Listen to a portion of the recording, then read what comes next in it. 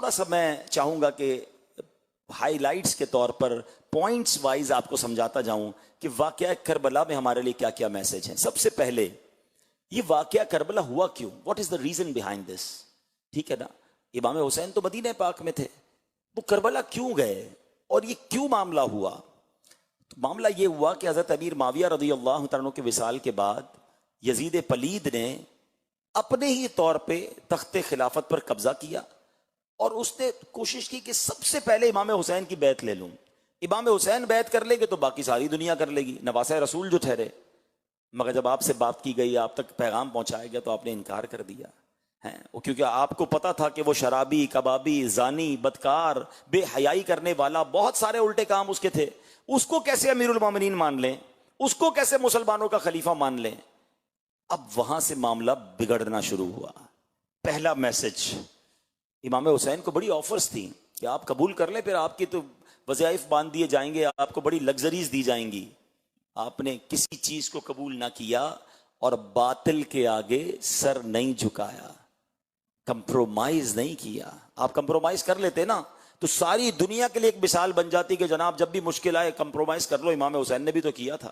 نہیں، آپ نے سر کٹا دیا مگر کمپرومائز نہیں کیا. یہ میسج ہے ہم تمام لوگوں کے لیے جو کہتے ہیں یار آفس کا ماحول ایسا ہے نا تو وہاں نماز نہیں پڑھ سکتا، ذرا ہمارا دوستوں کا ماحول ایسا ہے نا تو وہاں ڈریس مجھے ایسے ہی پہننا پڑتا ہے. ارے جناب یہاں جو ہے نا میں سنت پر عمل نہیں کر سکتا، فلاں ملک میں جاتا ہوں تو وہاں اس برائی سے نہیں بچ سکتا.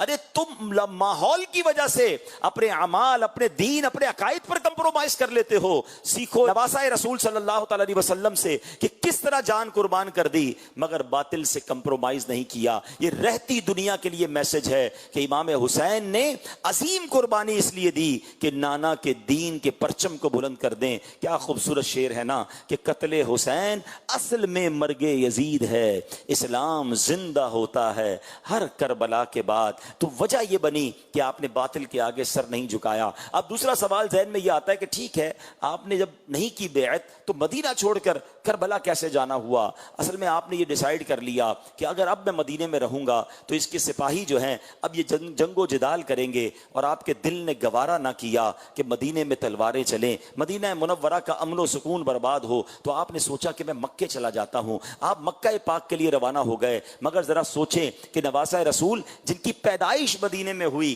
پورا خاندان مدینے میں ہے، ساری زندگی یہاں گزری ہے، اور اب انہیں مدینہ چھوڑنا پڑ رہا ہے. تاریخ میں جس طرح یہ واقعات لکھے ہیں کہ کس طرح امام حسین نے روتے ہوئے نبی پاک کے روضے پر حاضری دی، وہ رات کیسی آہو فغاں میں گزری تھی. نانا جان کو کس طرح الوداع کہا گیا کہ نانا حضور اب ہم سے مدینہ چھڑوایا جا رہا ہے. اللہ اکبر. یہ وہ ہستی ہیں جن کو میرے آقا جنتی نوجوانوں کا سردار فرمایا کرتے، میرے آقا انہیں جنتی پھول فرمایا کرتے، نبی پاک انہیں چوما کرتے، یہ نبی پاک کے کاندھوں پر سواری کرتے. ایسا انٹریکشن، ایسا تعلق تھا. اور ان ظالموں نے امام حسین کو مدینہ چھڑوایا. آپ روتے ہوئے اشک بار آنکھوں سے مدینہ پاک سے مکہ پاک آ گئے. مگر اب کمال دیکھو کہ کوفہ سے مسلسل آپ کو پیغام آ رہے تھے کہ حضور ہم آپ کی بیعت کرنا چاہتے ہیں، ہم یزید کی بیعت نہیں کرنا چاہتے، آپ آئیے اور ہمیں اس کے ظلم و ستم سے بچائیے، اور ہم آپ کے ہاتھ پر بیعت کرنا چاہتے ہیں. اللہ اکبر. آپ کو معلوم تھا کہ یزید کے لشکر والے بڑے ظالم ہیں، مگر جب کوفیوں کی لیٹر آئے، کوفیوں کے مکتوب آئے تو یہ آپ کے منصب کا تقاضا تھا کہ کیسے ڈینائی کر دیتے. امام حسین اسلام کے بہت بڑے داعی تھے، حق کی بات کرنے والے تھے، عظیم مبلغ اسلام تھے. آپ نے فرمایا اگر میں کوفہ نہ گیا تو قیامت کے دن اگر کوفے والے کھڑے ہو گئے بارگاہ الہی میں کہ یا اللہ ہم تو امام کی بیعت کرنا چاہتے تھے، ہم اس بدکار یزید کی بیعت نہیں کرنا چاہتے تھے، مگر امام ہمارے پاس نہیں آئے تو میں اللہ کی بارگاہ میں کیا جواب دوں گا؟ یہ دین کی خاطر قربانی کا جذبہ دیکھو کہ جان کی پرواہ نہ کی. اور آپ نے کہا میں سفر کروں گا. بڑے بڑے صحابہ کرام نے آپ کو روکا، منع کیا، یہ آپ کو دھوکہ دیں گے، انہوں نے پہلے بھی لوگوں کو دھوکہ دیا ہے. مگر آپ نے کہا نہیں، ان کے میرے پاس لیٹر آئے ہوئے ہیں، میرا منصب اس بات کی اجازت نہیں دیتا کہ میں مسلمان پریشان ہوں، مجھے پکار رہے ہوں اور میں ان کی مدد کو نہ جاؤں اور میں دین کی بات کرنے نہ جاؤں. اللہ اکبر. یہ امام حسین کا ڈیسیشن لینا، یہ آپ کا ٹریول اختیار کرنا. حالانکہ ایک اور بات ذہن میں میں رہے کہ امام حسین وہ شخصیت ہیں جن کی پیدائش کے وقت سے شہادت کی خبر مشہور تھی. نبی پاک نے پہلے ہی صحابہ کو بتا دیا تھا کہ حسین کو شہید کیا جائے گا. بلکہ مولا علی شیر خدا کرم اللہ تعالی وجہ الکریم کو تو یہ بھی معلوم تھا کہ کربلا کے میدان میں شہید ہوں گے. کربلا کی بٹی آپ کو دکھائی گئی, نبی پاک علیہ الصلوۃ والسلام کی بارگاہ میں فرشتے لے کر آئے, تو یہ سب کو معلوم تھا. مگر پھر بھی کربلا کا سفر ہو رہا ہے, پھر بھی کوفہ کا سفر ہو رہا ہے. تو اس سے ایک اور بات پتہ چلتی ہے. دیکھیں نبی پاک تو وہ ہیں کہ لوگ آ کر دعا کرواتے, اپنے کام کروا لیتے تھے. صحابہ کہتے بارش چاہیے, آقا ہاتھ اٹھاتے بارش برستی. صحابہ کہتے بارش رکوائیے, آقا ہاتھ اٹھاتے بارش رک جاتی. جو نبی چاند کو اشارہ کر کے 2 ٹکڑے کر دے, وہ نبی کیا اپنے نواسے سے یہ آفت ٹل جائے اس کی دعا نہیں کر سکتے تھے؟ بی بی فاطمہ کہتی بابا جان آپ کو اتنا پیار ہے حسین سے, آپ دعا کیجئے کہ اس کو شہید نہ کیا جائے, اس پر ظلم نہ کیا جائے, یہ آفت ٹل جائے. مولا علی کہتے نبی پاک علیہ الصلوۃ والسلام سے یہ سارا خاندان وہ ہے جو سارے جہان کے لیے دعائیں کرنے والا, مگر اپنے بیٹے کے لیے دعا نہ کی. اس کے پیچھے علماء نے لکھا کہ یہ سب پریپیئر تھے اس امتحان کے لیے, سب اپنے بچے کو گویا خونے جگر پلا رہے تھے. امام حسین کی تربیت ہو رہی تھی کہ آگے جا کے تم نے دین پر قربان ہونا ہے. پتہ تھا پھر بھی صبر تھا. ہمارا حال کیا ہے؟ اللہ اکبر. یہ بہت کمال کا میسج ہے اگر ہم سمجھیں کہ انہیں معلوم تھا کہ اتنی بڑی آزمائش ہونے والی ہے, پھر بھی شکوہ نہیں ہے, پھر بھی جناب اللہ کی بارگاہ میں کوئی کمپلین نہیں ہے. زباں پر شکوہ رنجو علم لایا نہیں کرتے, نبی کے نام لیوا غم سے گھبرایا نہیں کرتے. بہت سارے اس میں تو پیغام ملتے ہیں نا. لوگ آج کل عجیب عجیب باتیں کرتے ہیں کہ یار میں تو نماز بھی پڑھتا ہوں, روزے بھی رکھتا ہوں, صدقہ بھی دیتا ہوں, میرے مسئلے ہی حل نہیں ہوتے, میری پریشانی دور نہیں ہوتی, پتہ نہیں میرا کیا قصور ہے. ارے اللہ کے بندو, اول تو یہ کہنا نہیں چاہیے میرا کیا قصور ہے, ہم تو ہیں ہی قصوروار. لیکن اگر کسی نیک شخصیت پر واقعی آزمائش آ رہی ہے تو مجھے بتاؤ نا, کربلا والوں سے زیادہ نیک کون تھا؟ انہیں بھی تو امتحان آیا نا, اور وہ امتحان میں کامیاب ہوئے. اور آج ہم چھوٹی سی آزمائش پر شکوے, شکایات, کمپلین نہ کریں. ایسا امیر اہل سنت بڑا پیارا میسج دیتے ہیں, فرماتے ہیں پیارے مبلغ معمولی سی مشکل پہ تو گھبراتا ہے, پیارے مبلغ معمولی سی مشکل پہ تو گھبراتا ہے, دیکھ حسین نے دین کی خاطر سارا گھر قربان کیا. امام حسین نے تو پورا گھر قربان کر دیا نا. اچھا پھر کیا ہوا؟ آپ مدینے سے مکے آ گئے اور آپ نے مزید کنفرمیشن کے لیے حضرت مسلم بن عقیل کو بھیجا. وہ وہاں گئے تو کوفے والوں نے ہزاروں کی تعداد میں آپ کی بیعت کر لی, اور انہوں نے لیٹر لکھ دیا کہ حضور یہاں تو معاملات بہت اچھے ہیں, ہزاروں لوگ میرے ہاتھ پر بیعت کر چکے ہیں, آپ آئیے, وہ آپ کا انتظار کر رہے ہیں. اب 3 ذوالحجہ کو امام عالی مقام, امام عرش مقام مکے سے کوفہ کے لیے روانہ ہوتے ہیں. ذرا سوچیے یہ کون سے دن ہوتے ہیں؟ 3 ذوالحجہ اور 9 ذوالحجہ میں کتنا فرق ہے؟ 5-6 دن کا فرق ہے. حج کے لیے ساری دنیا سے لوگ مکے آ رہے ہیں, مگر امام حسین کوفہ جا رہے ہیں کہ دین پھیلانا ہے. قربانی دی, پہلے مدینہ چھوڑا پھر مکہ چھوڑا, اور اب آپ جب جانے لگے تو وہاں حضرت مسلم بن عقیل کو شہید کر دیا گیا. امام حسین کو راستے میں یہ پتا چل گیا تھا کہ حضرت مسلم بن عقیل شہید ہو گئے ہیں. آپ نے اور آپ کے رفقا نے مشورہ کیا کہ اب نہیں جانا چاہیے, حالات عجیب و غریب ہیں. مگر حضرت مسلم بن عقیل کے خاندان والوں نے کہا کہ ہم تو جائیں گے, ہم یا تو بدلہ لیں گے یا خود بھی شہید ہو جائیں گے. تو امام حسین سبحان اللہ کہتے ہیں نا, ساتھیوں کے ساتھی, آپ نے فرمایا جب تم نے جانے کا سوچا ہے تو میرا بھی واپس مڑنا درست نہیں ہے. جب ساتھ ہی سفر اختیار کیا ہے تو اب ساتھ ہی سفر کریں گے. اپنے قافلے والوں کی دل جوئی, ان کی حوصلہ افزائی کے لیے آپ نے بھی سفر اختیار کیا.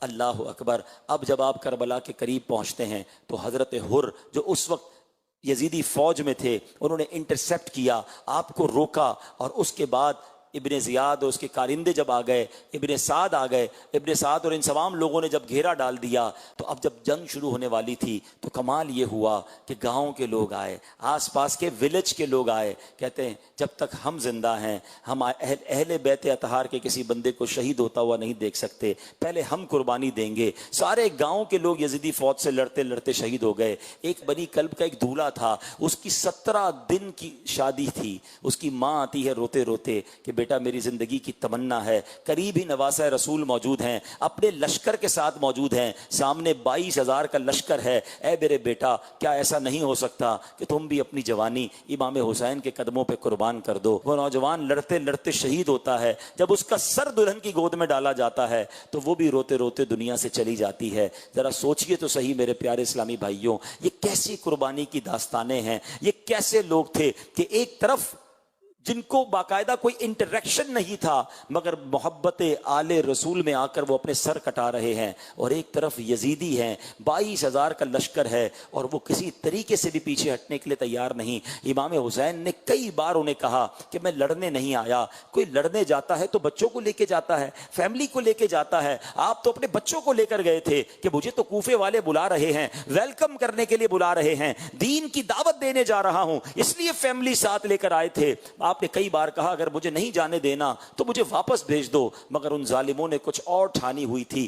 3 دن بھوکا پیاسا رکھا گیا، پانی بند کر دیا گیا، کھانا بند کر دیا گیا۔ جب 1-2 دن کوئی بھوکا رہتا ہے نڈھال ہو جاتا ہے، ان ظالموں نے 3 دن بھوکا پیاسا رکھنے کے بعد اب جب مقابلہ شروع ہوتا ہے، اللہ اکبر، میرے امام نے اس وقت بھی اتمام حجت کے لیے کربلا کے میدان میں ایک عظیم خطبہ دیا کہ دیکھ لو، پہچانو میں کون ہوں، میں نبی پاک کا نواسہ ہوں، میں فاطمہ بطول کا بیٹا ہوں، میں مولا علی کا شہزادہ ہوں، تمہیں یاد ہے میرے آقا نے میرے بارے میں کیا کیا فرمایا ہے، میں جنتی نوجوانوں کا سردار ہوں، ذرا سوچو مجھ پر ظلم کرو گے قیامت کے دن کیا منہ دکھاؤ گے، کیسے تم میرے قتل سے بری ہو سکو گے۔ آپ نے ایک بار پھر انہیں سمجھانے کی کوشش کی مگر وہ ظالم نہ سمجھے، مگر جس کے نصیب میں تھا۔ حضرت حر کا واقعہ ایک شاندار ہمارے لیے میسج ہے۔ آپ کانپنے لگے، لرزنے لگے، آپ کا بھائی آپ کو کہتا ہے اے حر میں نے تمہیں بڑے بڑے مقابلوں میں دیکھا ہے، تم تو بڑے بہادر ہو، تم تو بڑے جری ہو، یہ تمہیں کیا ہو گیا ہے، اتنی چھوٹی سی لشکر ہے، اتنا چھوٹا سا میدان ہے اور تم کانپ رہے ہو۔ اللہ اکبر، حضرت حر کہتے ہیں کہ میں ایسا لگتا ہے کہ جنت اور دوزخ کے درمیان کھڑا ہوں، دنیا مجھے کھینچ رہی ہے جہنم کی طرف مگر سامنے مجھے نواسہ رسول کے قدموں میں جنت نظر آ رہی ہے، میں ان دونوں کے درمیان لرز رہا ہوں کہ کہیں میری زندگی تباہ و برباد نہ ہو جائے، میں نواسہ رسول سے کیسے لڑائی کر سکتا ہوں۔ ایمان کی رمق دل میں موجود تھی۔ ادھر امام حسین نے اعلان کیا کون ہے جو ہمارے نام پر اپنی جان قربان کرے؟ بس یہ سننا تھا کہ حضرت حر نے اپنا گھوڑا دوڑایا، یزیدی فوج سے نکلے اور حسینی فوج میں جا ملے، اور وہاں جا کر پھر آپ نے امام حسین کے قدموں پر لڑتے لڑتے یزیدیوں کے ساتھ اپنی جان قربان کی۔ یہ ایک لمحے کا ڈیسیشن، کروشل ڈیسیشن، یہ ہمیں بہت کچھ بتاتا ہے۔ آج ہم حضرت حر کا نام لیتے ہیں تو ساتھ رضی اللہ تعالی عنہ کہتے ہیں، ہم یزیدی نہیں کہتے، حالانکہ ان کے لشکر میں تھے، امام حسین کو انٹرسپٹ کرنے والے تھے، مگر کیا میسج ہے کہ ڈیسیشن ٹائم پہ لینا ہوتا ہے، باطل اور حق میں فیصلہ کرنا ہوتا ہے۔